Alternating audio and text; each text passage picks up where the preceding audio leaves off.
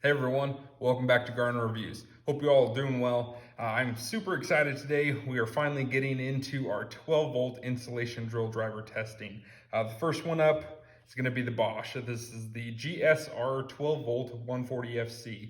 This has been a solid unit. I've been using this with some other projects, and there's a lot to like about this unit.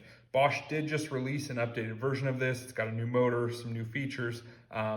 In the future, if we can get our hands on that, we will do some testing on that as well. But for now, we'll show you this one. It's been out in the market for quite a few years. A lot of people have bought it and have really good things to say about it. So in the typical Bosch kit that you would find, it comes with this nice soft case here. It's got some Velcro strap down spots for all the different attachments.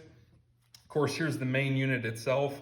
This currently has the 1/4 inch quick release attachment on. But this is what this would look like without it. That's 2 speeds. You've got your battery indicator there, speed switch there, all typical stuff. It is a slide pack, 12 volt, and both of them, both the batteries in this kit are the 2 amp hour batteries from Bosch. So very nice, pretty standard stuff there. So again, you've got the 1/4 inch quick release. You have a nice, very nice 1/4 inch offset. So mount this at a variety of different angles here, just to kind of give you a quick reference what that would look like. Everything just locks into place, and probably need a battery in there. Fires up. So, got your offset. You have a right angle attachment. This is super handy. I've used this quite a few times. The nice feature with this one from Bosch is that this can be run as it is with bit just directly in there. This is a 1/4 inch fitting, or you can attach something like this back on. You could attach an offset if you needed to. So a lot of good options there with the right angle adapter. And then of course you have your typical drill chuck there. So real nice stuff. It's great little kit. They got this included charger. This all fits in there very nicely as well. So what we're going to be doing, first wave of testing, is we're going to be taking this with 1 full battery, and we have a pressure treated 4x6. We're gonna take some, grab them here, some general purpose decking screws. Got a whole bucket of them. These are 2.5 inch decking screws, and we are just gonna drive in as many of those into that 4x6 as we can. We'll probably run most of these drills in speed 1. I think that's gonna be kind of our best bet, and to keep it all uniform. And we'll tally up how many it drives in, and then we can give you a rough estimate of how many screws per amp hour this drill unit is gonna typically do. So it's a great way to kind of measure the baseline for the motor, the battery tech. We're gonna break it down, like I said, by amp hour. So if this drilled 100 screws, for example, this is a 2 amp hour pack. So we're gonna say 50 screws per amp hour. The reason why we're doing that is because not all of the drills in their kits come with uniform size batteries. Some of them are larger, some of them are less, but this will give us a way to break that down so that it can be measured accurately across all the different manufacturers. So that's kind of where we're going. We'll get the 4x6 up here, and we'll start screwing down. So stay tuned. There she be in all of her glory. All right, so we've got some green pressure treated here, green as in the color. This is probably pretty dry. This is again 4x6. We're going to be running 2.5 inch decking screws. They're number 9s right into here. We will have this on drill speed 1. And basically we're going to run it until it will not drive a screw again. I'll probably speed this up so you guys don't have to see the whole thing. Then we'll go back through, tally it up, and we'll go from there.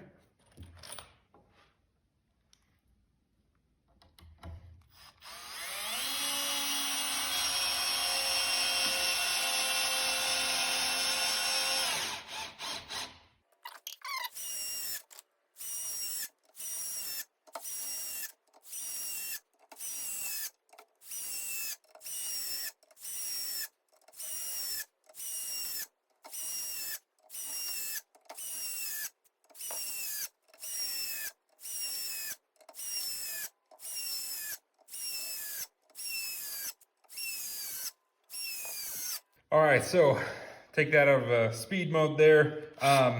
So this is already starting to sound like it's struggling a little bit. We're doing rows of 8 currently. I've got 3 rows done. but it already acts like it's starting to struggle. So hopefully this is gonna go okay. I'll make sure that I also switch out packs if this fails what feels like maybe prematurely. Maybe you guys can hear how this is starting to struggle.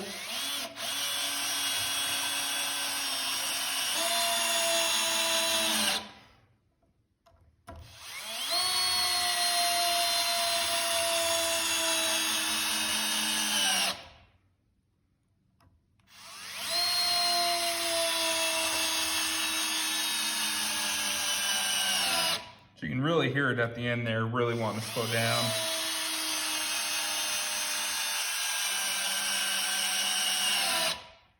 And we will go until it just fails to drive.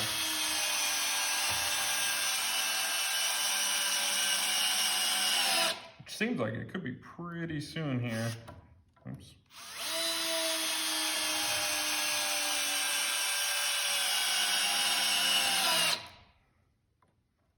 We were trying to drive all these screws just about flush.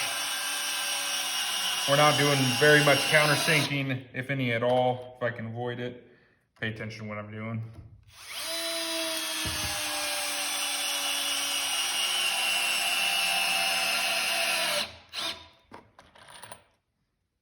Okay.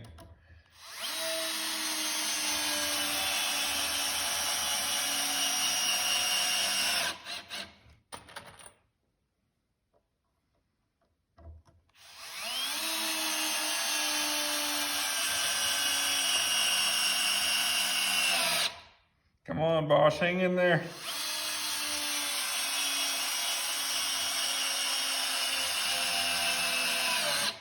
Certainly a tough test for a small drill like this. This task is definitely not what this is aimed at. You wouldn't be putting in decking with a tool like this. But again, this kind of just gives you a good idea of its limits and what it can actually do.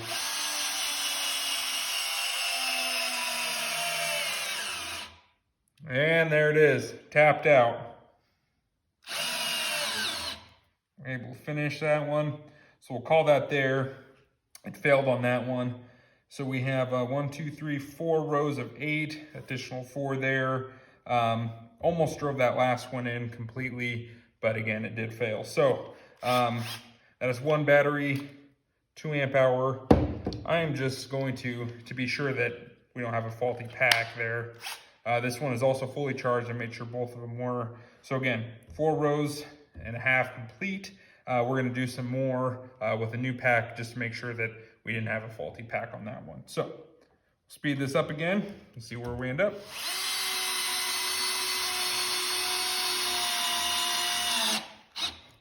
Actually, before I speed this up, let's take a look at how this does in speed 2. Like I said, I'm gonna keep most of these in speed 1 just because you're getting the additional torque there, and I would feel like that's probably the best way to make sure that they're all competing at a decent level. I drove that in there pretty well though. Yeah, not much hesitation there.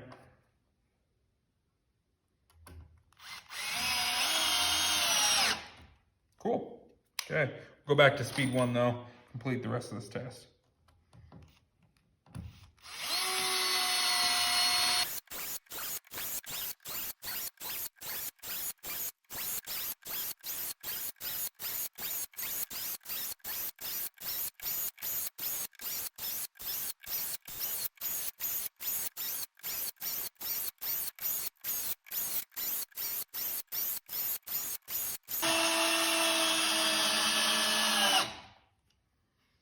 So, seems like that first pack may have been faulty somehow. This was the original group, this side over. Again, 4 rows of 8 plus 4. This side we've already got 1, 2, 3, 4, 5, 6, 7, 8 rows of 8. So, easily double what has been previously done. We still got some life in the tool, so we're gonna keep driving. It must have been, maybe the pack is bad or something, but anyways, doesn't seem to be operating as it should. So we're gonna keep going. We'll finish this out and we'll kind of see where we come up with.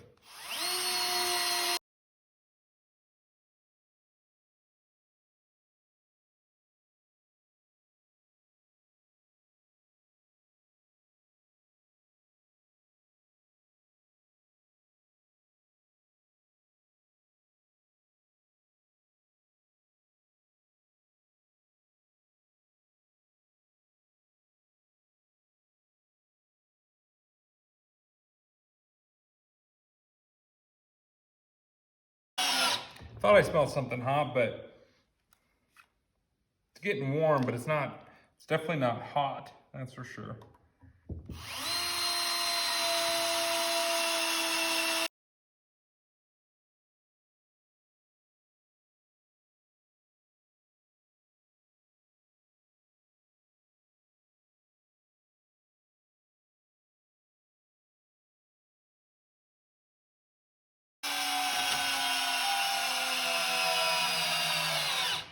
Oh, so very close. That was the last one too. So, doesn't smell hot. Nothing feels too bad. Pack is actually just barely warm. So pretty impressive there. We'll just finish this off here.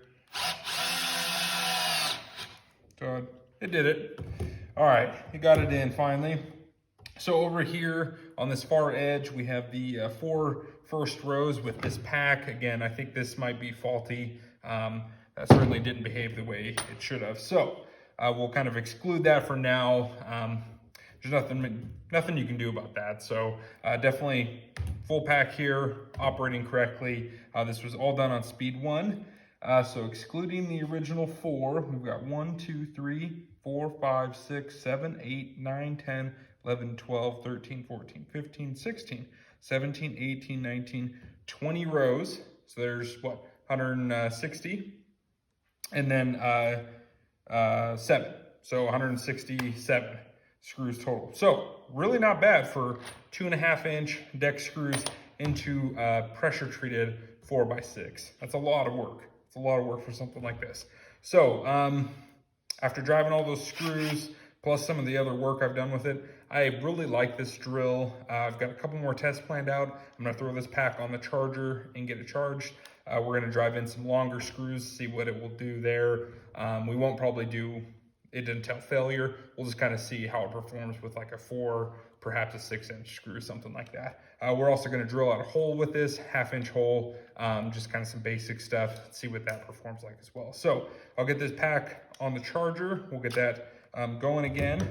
And yeah, I mean, it performed really well. Didn't do bad at all. So, all right, so we are back. We got the pack all charged up. I've got the second pack, the one that was acting faulty. I put a little bit of red tape on there just so I can keep them separated. It is on the charger as well. I'm gonna see if that maybe brings it back to life. We can hope. So what we're gonna do next though, is we've got some 3 1/8-inch cabinet screws.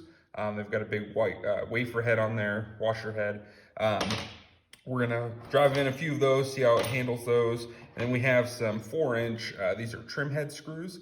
I can see both of these screws being definitely used in some sort of installation capacity. Maybe not that long, but we're gonna drive in a few, see if it can handle it. Speed 1, speed 2. We'll just rotate this board over and then go from there. I'll pull it down this way, just like that. Okay, so first up, we'll do one of the 4-inch trim head screws. Let's see, this is speed 1.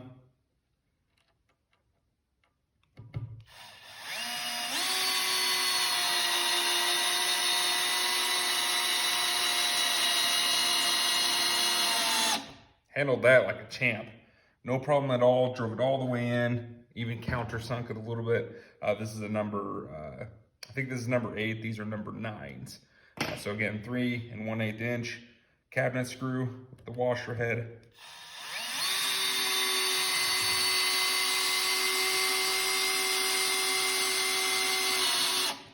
Not a problem. Drove it in flat, no big deal there. So that was speed 1, back to speed 2. Again, back to the trim head screw. We'll go over here, give ourselves a little bit of room.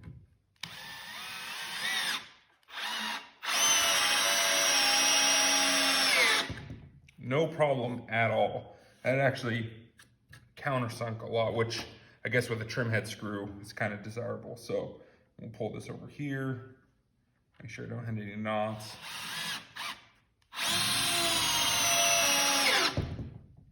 And that countersunk the wafer head. So speed 1, speed 2, you could certainly drive something long like this. Let's just see how far we can test this. We're gonna take this off here. I've got a 5-inch structural screw. This is from Fastmaster. So this is 5-inch. It would replace I think it's a 1/2-inch leg. So I don't see this doing this, and I don't know why you would ever even try with a tool like this, but we've got it here. Might as well try it, right? So we'll go right here. So this is speed 2. So it's about where that failed. Yep, okay. Back to speed 1, let's see if it will power through.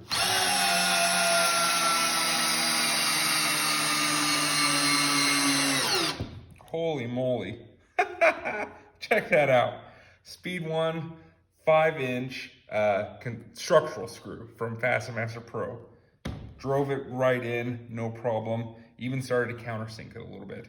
I'm gonna grab one more. That was kind of cool. So, all right. Let me find another spot here on the board. I'm trying to avoid knots just because I feel like it's gonna be fair. So let's go right here. This looks like a good spot. This is speed 1 again.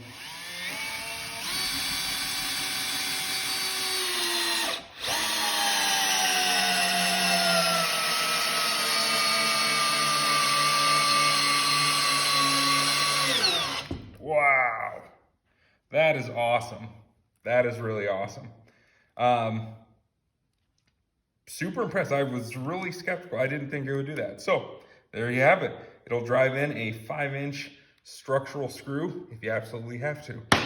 Wouldn't recommend it all the time, but it can certainly be done. And then last thing we're gonna do, we got a brand new Bosch spade bit here. This is just 1/2-inch. I wanted to keep it somewhat reasonable. I'm sure it could drill out something larger, but just to kind of show you the baseline performance here. So we'll get that out. Brand new, and these have the, I like that these have the 1/4-inch quick release, so you can just throw them right in just like that. You don't have to have the drill chuck. We're gonna go right here. So speed 1, we'll start there.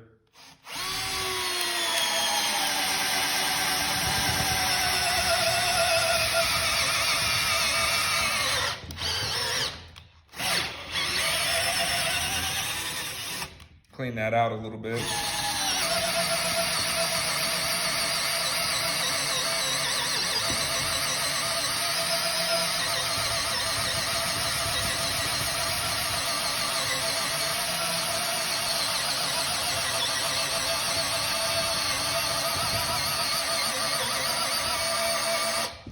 No problem.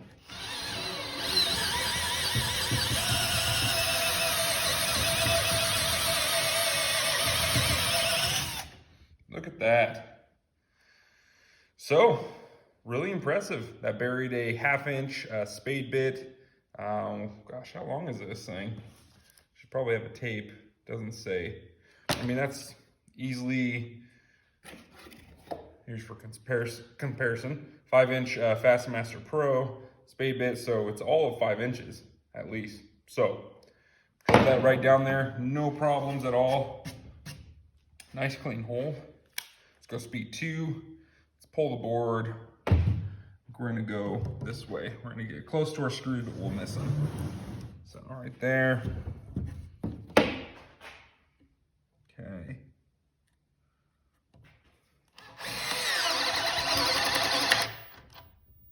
Yep, that's where she stopped. So definitely less impressive with speed 2, but to be expected for sure. Back to speed 1. We'll just